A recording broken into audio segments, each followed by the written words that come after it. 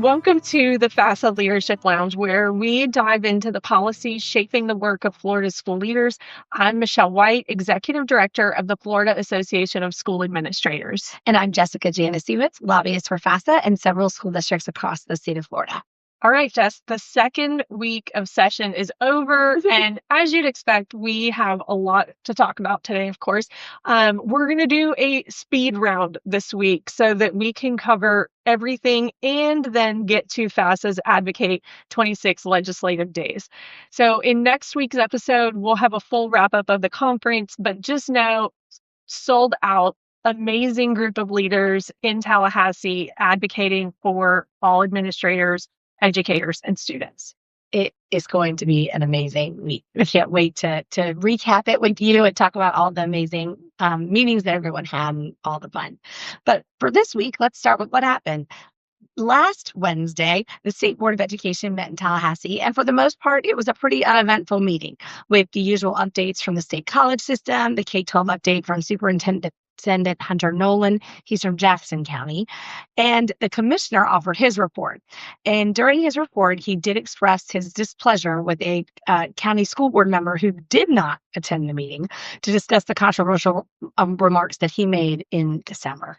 That's right. So it was a less theatrical, maybe board meeting, but also a few things that did pass in those rules that we want to call out. So student performance standards for K-12 students had the health education access points and alternate academic achievement standards updated. This rule concentrates on students with the most significant cognitive disabilities. Another rule that they took a look at is a rule that updates some requirements for CAPE industry certifications. This was also passed. This rule, if as certification is on the 24-25 CAPE industry certification funding list, the requirements for inclusion could not be documented by July 15, 2025. The certification will be scheduled for removal in the 26-27 funding list. So if they can't meet those requirements, then it's coming off the list. All right. Well, moving over to what happened with our legislature last week, Senate Bill 320, the Administrative Efficiency in Public Schools Bill by Senator Simon, that we have been affectionately calling DREG 3.0, it passed the full Senate with a 36-0 vote. So unanimous support. We've talked about how this was a priority for the Senate for a number of years and expected this very early on. So its House companion, though, House Bill 963, is still moving through its committees. The bill got a large endorsement last week from the Florida Education Association. And of course, the union believes that the bill will help public schools hire and retain more educators. So we certainly hope to see maybe some movement on that bill on the House side in the coming weeks, which is that would be just wonderful. So, but it was great news that it was passed in the Senate, much like we talked about in previous weeks. When you see bills in that first week or so of session, you know there are priorities for that particular chamber. So this really shows that this is something the Senate really believes in. We'll keep an eye on House Bill 963 and let you know how it progresses. One bill that wasn't quite as lucky was Senate Bill 430, which is sponsored by Senator Clay Yarborough. This bill was temporarily postponed in committee. And what that means is that they decided not to take it up. If they had just not taken it up without TPing it, it would have killed the bill. So they temporarily postponed it, which leaves the committee and the sponsor the opportunity to bring the bill back should he choose to do so. Now, why would you do something like that? Well, Senator Yarborough said at the meeting that he lacked currently at the time the votes to pass the bill. So he didn't want it to bring up and kill the bill, so he temporarily postponed it. So what on earth could this bill do that it was controversial? Well, it would require the Florida college system and the state university system instructors and K-12 school personnel to swear an oath, basically saying that they will adhere to the rules and laws and certain things about their behavior, et cetera, et cetera. So he TP'd that bill. That means it could come back in another committee, though we did see the committee schedule for the Senate Ed Committee has just been released and for next week, and it is not on that agenda. So we know at least next week we won't hear that bill. So he's got a lot more work to do for sure in trying to get consensus from colleagues in the Senate. On another note, a proposal by Apollo Beach Republican Representative Michael Owen to create a ballot measure asking Hillsborough County voters whether the district superintendent should be elected or appointed has cleared its second House committee stop. The House Education Administration Subcommittee approved House Bill 4027 in the face of opposition from some local residents who spoke during the committee meeting. The measure does not itself change how the superintendent is selected. Instead, it authorizes a countywide referendum, leaving the final decision of whether to convert the superintendent from an appointed position to a partisan elected office to voters. This bill is now headed to its third and final committee stop in the State Affairs Committee. It's really interesting. We've seen a number of districts in the last couple of years that have switched from either appointed to elected or elected to appointed. So this is just another proposal. Yeah, and we saw a few of them like right at the 2020 election, I want to say, and a number of them flipped from being elected to appointed. And then, of course, we've seen some go backwards too. Yes, so speaking of flipping and going backwards, I'm sure everyone's encountered e-bikes either around campus, around your town.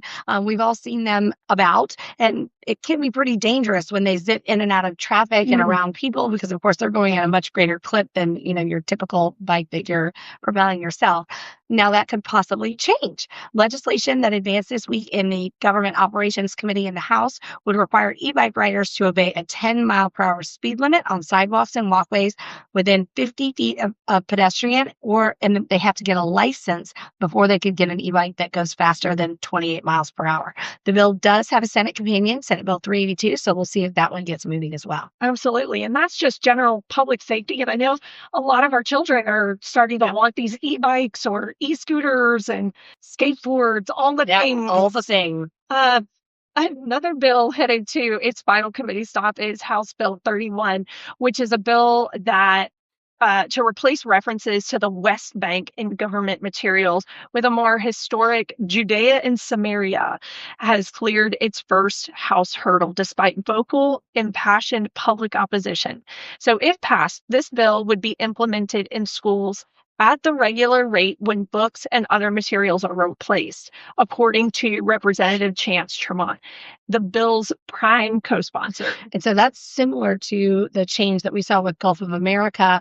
And for our purposes, we're just always happy for an instructional materials perspective that it's kind of prospective, so that any materials that have already been purchased, you don't necessarily have to go back and get new materials. That would, of course, be very costly. So this sounds like this one is doing the same kind of thing. Absolutely. The governor is also supporting a bill called the AI Bill of Rights, Senate Bill 482. This legislation bans companion chatbots, AI systems that mimic emotional connections, from speaking to minors without parental consent, and requires the bots to remind users that they are not human. Personal data would be forbidden from to be sold. People could not use AI to generate fake images or words of another without express permission. And state and local governments couldn't use the foreign-owned AI, the bill says. The bill is predominantly about protecting Florida's children and vulnerable adults, as well as consumers, bill sponsor Tom Leek said. He noted that although there's more work to be done in the bill, his legislation is targeted towards consumer protection, not just the universe of things that could be done. This was a response to criticism that he should also try to track down on potential data breaches and outline protections for workers that are fearful that AI will take their jobs. And this is certainly a big issue. We saw a couple of years ago a social media Bill of Rights. A lot of the same goals was protecting kids and vulnerable people. And so it looks like now we're focusing on AIs. Yeah, and we know that both the House and the Senate have put some priorities around having some kind of AI legislation. House committees in particular had some testimonies and panel discussions when it came to AI in education. So more to come for sure on what that could look like. So other news, looking at what candidates are saying right now, especially in the governor's race. A Republican candidate for governor is vowing to mandate uniforms in all public schools. So James Fishback would like all public school students to wear a white polo shirt, khaki pants, and a belt for boys, and knee-length dresses and pantsuits for girls. He said, strong schools are only possible with order and discipline. And when asked about the cost of uniforms for families, he said that parents would get a $250 uniform stipend per child. Interesting. Well, speaking of candidates, here's a little juicy rumor. With a year to go before the current superintendent retires in Miami-Dade, there is already behind the scenes discussions that current Representative Alex Rizzo, who is a former charter school principal and public school administrator, could be a candidate for the job. When Rizzo was asked about it last week, he said that no serious discussions have gone on about the superintendent job, but he said if it would turn serious, he would certainly listen. He said, I feel it's within the realm of public service to do something like that, and I'm a public servant. I love what I do. So of course, he's very familiar to those of us that are involved in the process. Anyone who's come up to Tallahassee, he has been on our education committees since his entry into the Florida House. So it would be very interesting to see what happens there. So we'll certainly keep our ears and eyes open for updates. Absolutely. And he has been a good friend of FAFSA and at least being open to having continued discussion on a number of things. We worked with him even last year on his teacher preparation bill that he had filed, and real great opportunity to partner with him as a state leader. It'll be interesting to see what comes from that. So it was a very busy week in Tallahassee, and that is going to be our update, but more to come. So our Advocate 26 conference, of course, starts Monday, as hopefully you're listening to this, and we'll have a full update next week on all the meetings and the great things coming from our 200 plus leaders here in Tallahassee. Thank you for listening to the Leadership Lounge podcast presented by the Florida Association of School Administrators. Today's podcast was hosted by Michelle White and Jessica Janasiewicz. Podcast was produced by Jeff Willoughby. Original musical recordings by David Higgins. Make sure to subscribe to the podcast wherever you listen to your favorite podcasts. New episodes are released each Monday. For show topics, suggestions, questions, or comments, please email communications@fasa.net. We hope you enjoyed the show.